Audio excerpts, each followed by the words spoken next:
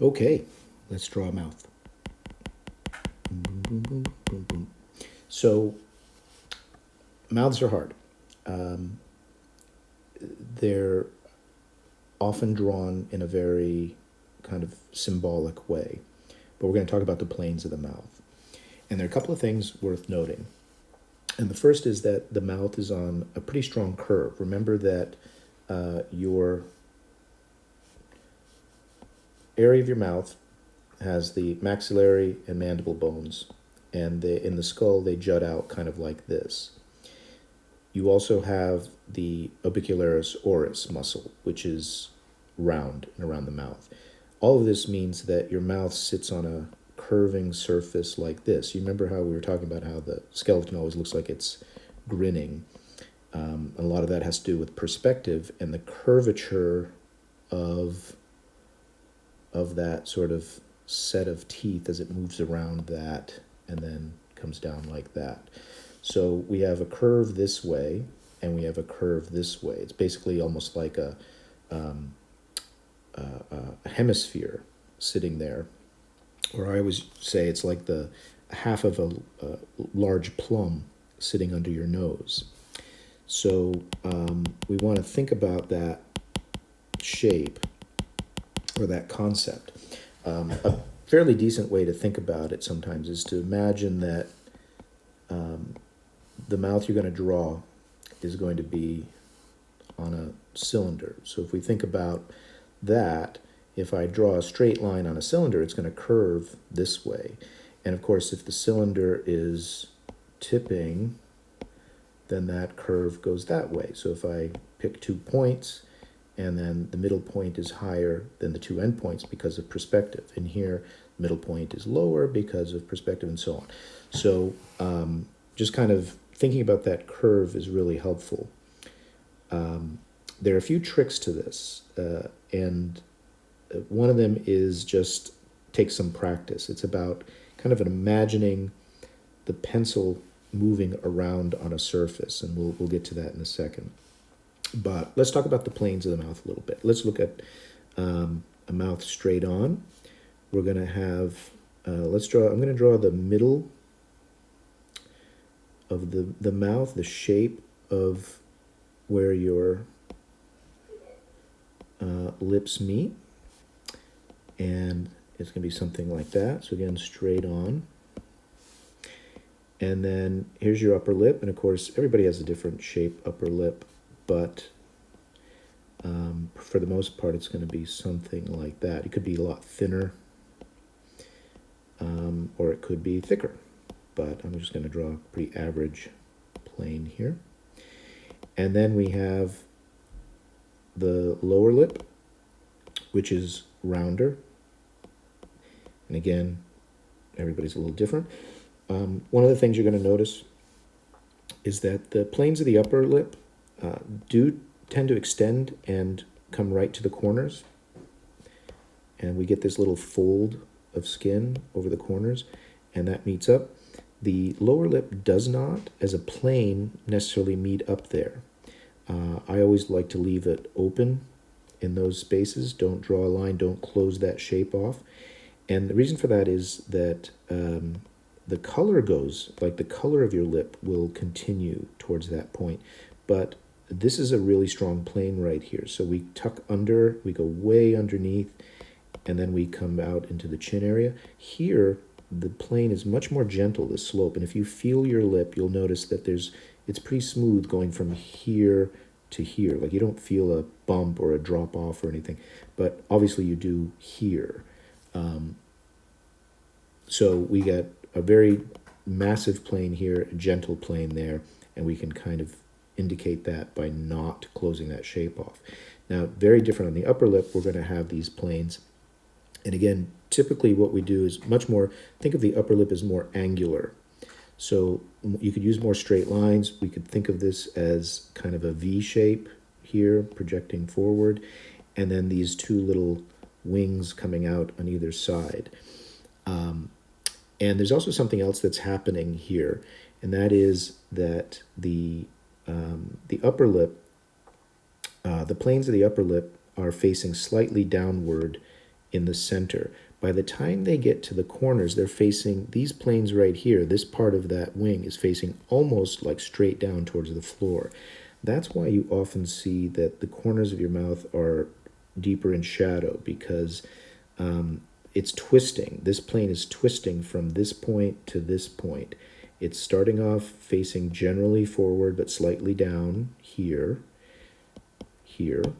And then by the time it gets out here, it's again like a twisting ribbon of paper. It's facing more downward towards the floor. So we get a little bit of a difference there. With the lower lip, you can think of it as, again, just sort of curving or rounded like that. Some people will break it up. It will have a noticeable like division in the center. So you could think of it as these two little kind of like egg shapes or bean shapes on either side, with that little bit of a dip between those two things. But again, that depends on each person. You can find that as you look.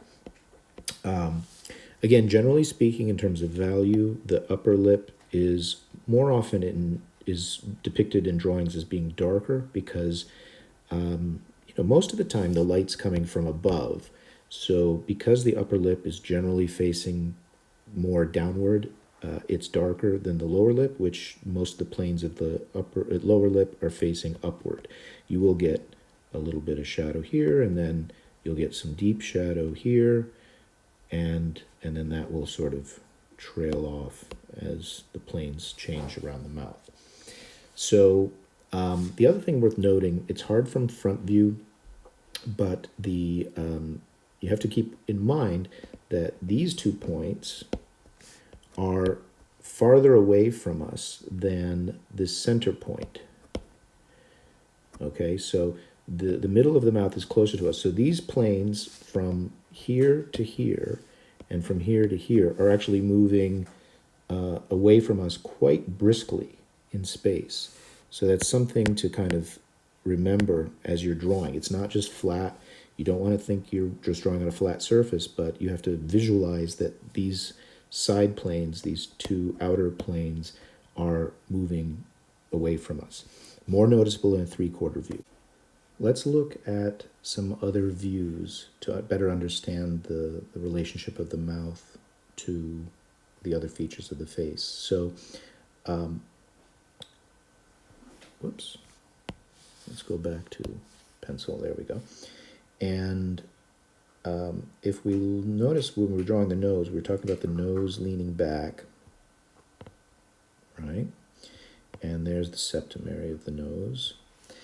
And the mouth is going to come out roughly halfway between the back of the nose, nostril, and the tip of the nose. So somewhere around here. It's not going to be back here. It's going to be right about there.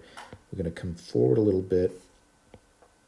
And then the upper lip is going to move something like that. And here's the corner.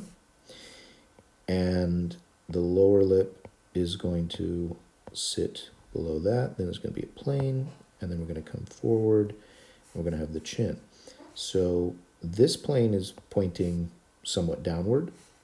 The lower lip is pointing forward and slightly upward.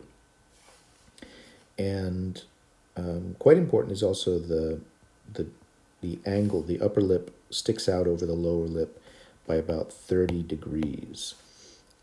So getting that lower lip to feel like it's set back is another sort of tricky part of drawing in 3/4 view. The other thing to notice, probably just as long as I'm drawing this little profile here, is even though the chin juts out, there is an angle overall from the tip of the nose down to the chin that is similar to that. So we get, when you see somebody in profile, a lot of times I see people make the chin way too far out, the nose too far back. But you get this general sort of stepping back. So you get nose, mouth, and chin, kind of like that. You want to think of it, everything kind of stepping back a little bit. And that's distinctive of the profile. But let's get back to the 3/4 view mouth. So we notice that you can see that in side view, how far back the corner of the mouth is from the front of the mouth. So that's going to be part of the challenge of this, is to show those three planes. And I'll go back to this idea about a wedge shape, the idea of up, over, and back. And that's really key to when we're drawing the human form, is remembering that very rarely does anything happen like this. Do we get just sort of up, across, and down? What we get instead is up, over, and back, kind of more flared out like that. And that's a good way to think about the mouth. In fact, if I just draw this, you can see how you can imagine the mouth here. So corners of the mouth coming up and creating the lips, something like that. So here we've got that idea of up, over, and back. So this plane is facing us. These two planes are moving away from us.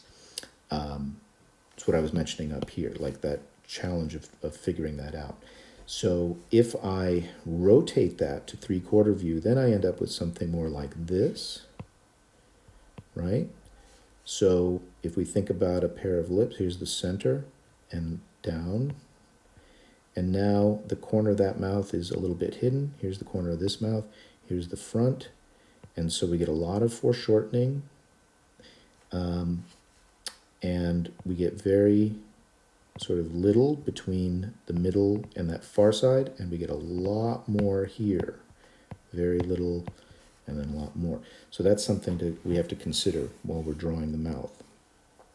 Okay, see if I left myself enough room here to do a slightly bigger mouth in context. I'm going to zoom in here and let's draw a jaw line and center line, and just kind of for context put a nose in here. So I'm going to draw, just kind of rough out where I want the center. Remember that the center has to project out a little bit. It can't be, if this is the center line here, okay, I don't want to put the center of my mouth there because the curvature, remember, the curving of that form. So I'm going to take the center of the base of the nose. Here's the septum area, comes down, boom. We're going to come out. Remember that this is that little divot. It's called the philtrum. Philtrum. And that is going to lead us down to the upper lip. So I'm going to mark off the center, the two corners, and I'm going to start again with the line that separates them. So let me see if I get my eraser here. Don't want that. I want that. And don't want it too big here. So I can do a little adjusting. Okay. So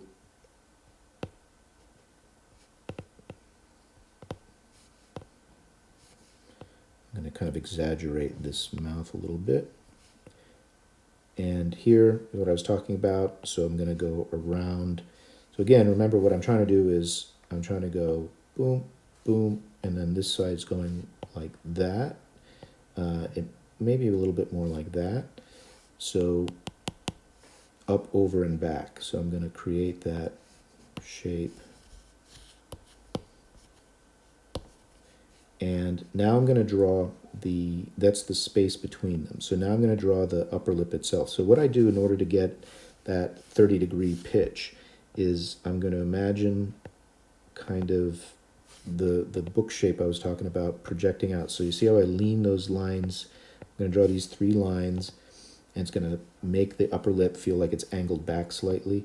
And then here's this plane. Some people call this like the upper lip shaped like a crossbow or Cupid's bow, something like that. And then this is very foreshortened over here coming to that. So those are my plane. There's my philtrum. Remember that's going kind of like that.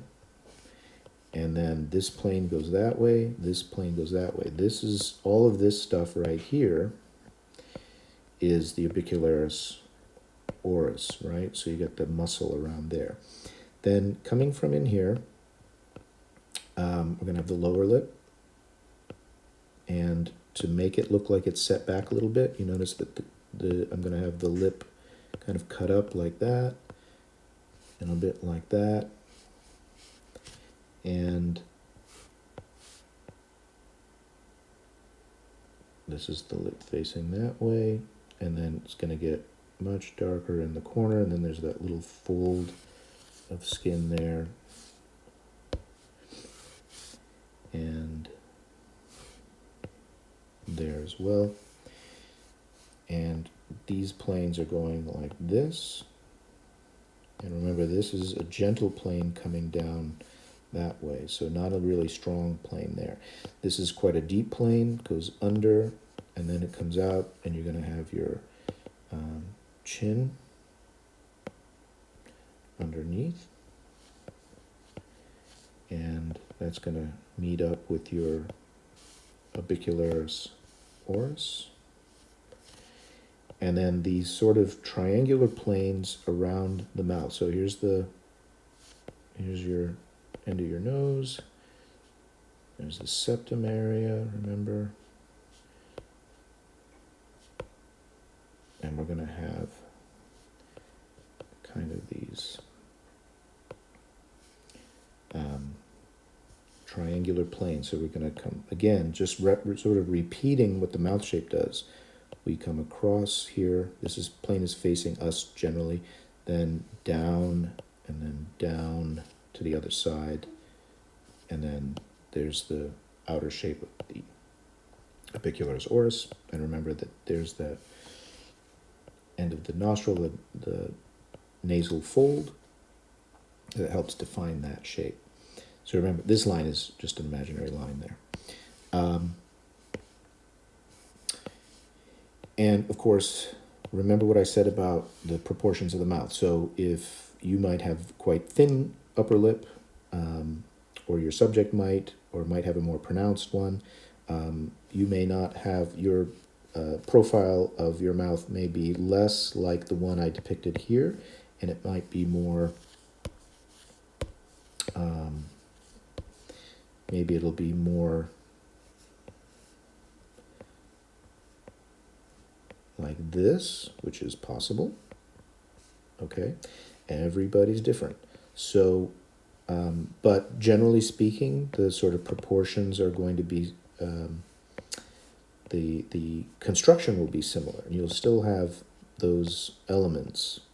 They may not be the same for everybody, but it'll be just generally speaking similar qualities, and just a matter of finding that and finding the proportions that make you look like you. So again, if you have any questions about the mouth, refer to the handout sheet.